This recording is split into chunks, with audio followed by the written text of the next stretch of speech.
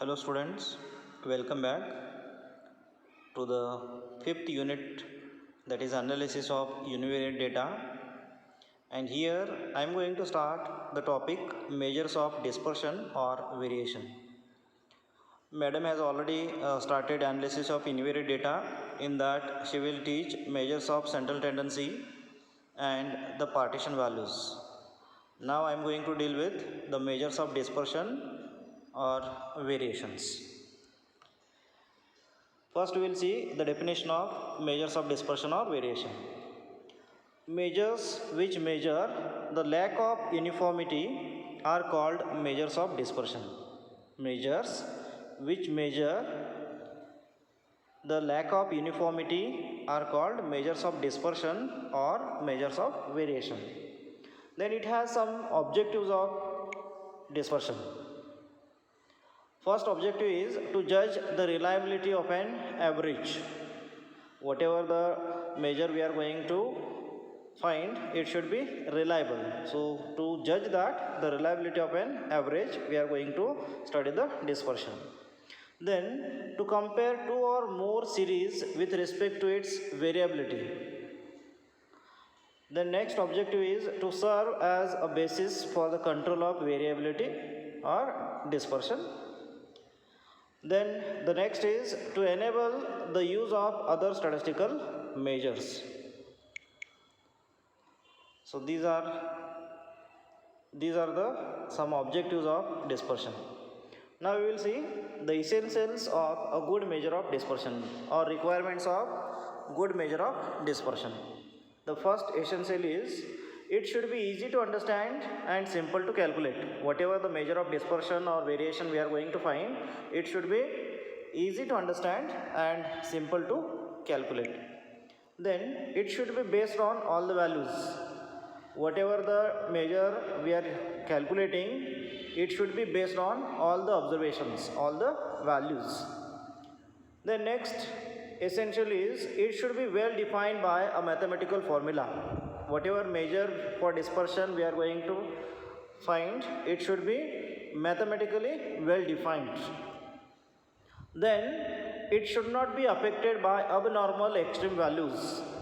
Here abnormal extreme values means as compared to the entire data, any value is too small or any value is too big, then such values are called as abnormal extreme values.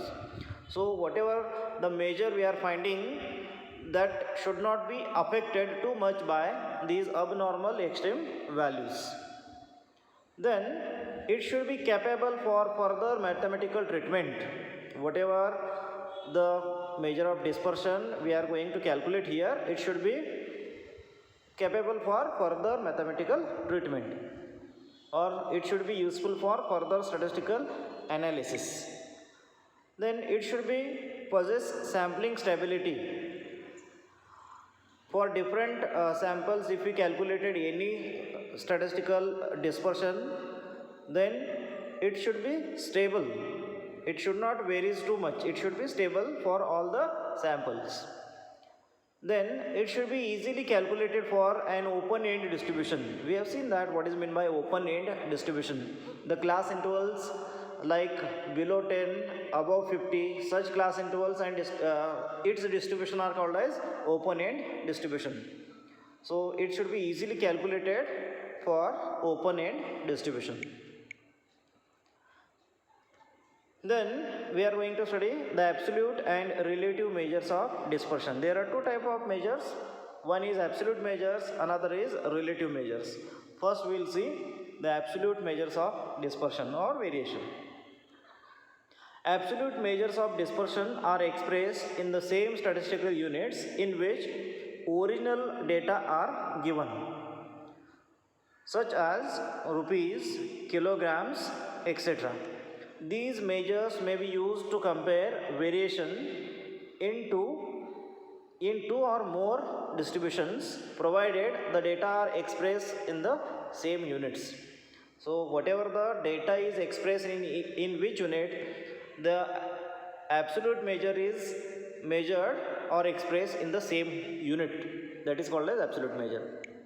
Then we have the relative measure. A relative measures of dispersion is one which is independent of units of measurement of variable and is suitable for comparative study of variation. Measure of dispersion and the unit of a data, they are independent. There is no unit for relative measures. Then we have types of absolute measures of dispersion. So there are 4 types of absolute measures. First one is range, second is quartile deviation, third is mean deviation, and fourth is standard deviation. Now with respect to these 4 absolute measures, we have the relative measures also. So there are 4 types of relative measures because we have 4 types of absolute measures. Now if we consider range, then its relative measure is coefficient of range. Similarly, absolute measure is quartile deviation, its relative measure is coefficient of quartile deviation. Like that, the absolute measure is mean deviation and its relative measure is coefficient of mean deviation. And the last is absolute measure is standard deviation and its relative measure is coefficient of standard deviation. So these are 4 absolute and 4 relative measures of dispersion or variation. Now first measure, absolute measure we will study here, that is range. The difference between the highest value and the least or lowest value in a given data are called range and it is denoted by R. The difference between highest value and the lowest value or the least value in the data are called range and it is denoted by capital R.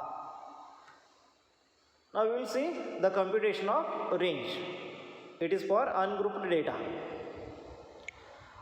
R is equal to H minus L here. Range is equal to H minus L, where H is the highest value and L is the least value or lowest value in the data. Then the relative measure of range is known as the coefficient of range and it is given by coefficient of range is equal to H minus L divided by H plus L. That is highest value minus lowest value divided by highest value plus lowest value or least value. Now we will see the merits of range. Since range is nothing but highest value minus lowest value in the data, so it is easy to understand and simple to calculate. Then second merit is it is mathematically well defined. We have the range formula is highest value H minus lowest value L, so it is mathematically well defined. Also it has some demerits. Since it is based on only the highest and lowest value, it is not based on the all the observations, so it is a demerit for the range. Then as we have seen that highest and lowest value are the extreme values, so range is highly affected by the extreme values. If any one value is too small or too big as compared to the other values in the data, then the range is highly affected by these extreme values. Also for different samples you will get different value of range, so it has no sampling stability. So these are some merits and demerits of range. Now we will solve small examples on range. This type of examples you can expect in the exam for 2 marks each. Let's see the first question.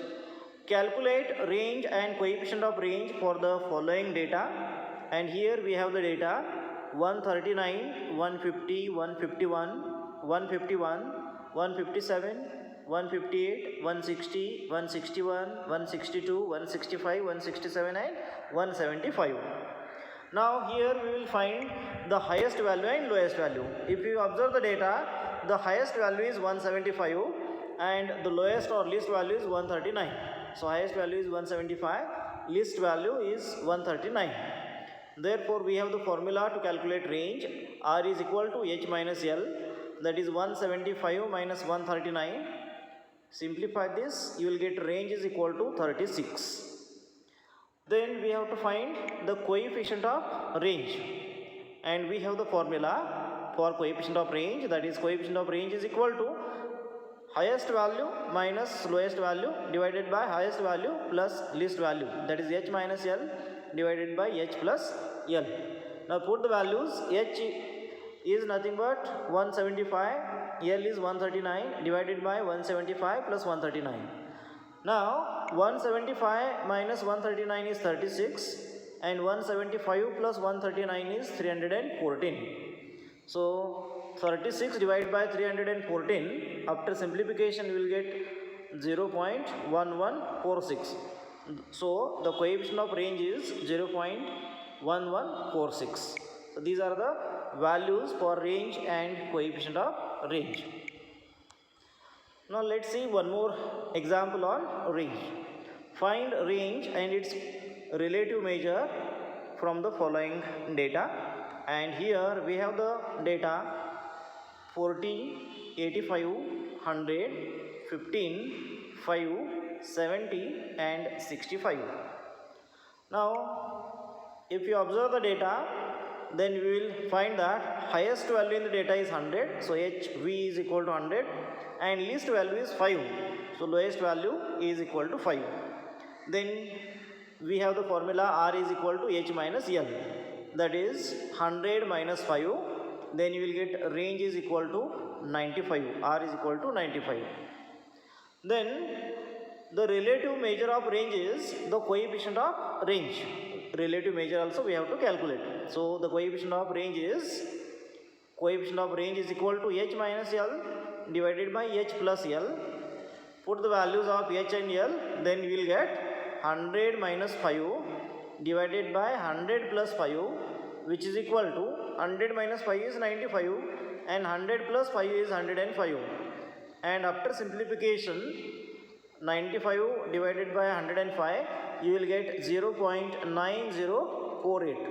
So these are the examples on range and coefficient of range. This type of examples you can expect in the exam for 2 marks each in section B. Then next class we are going to study the coefficient of quartile deviation and quartile deviation. Thank you.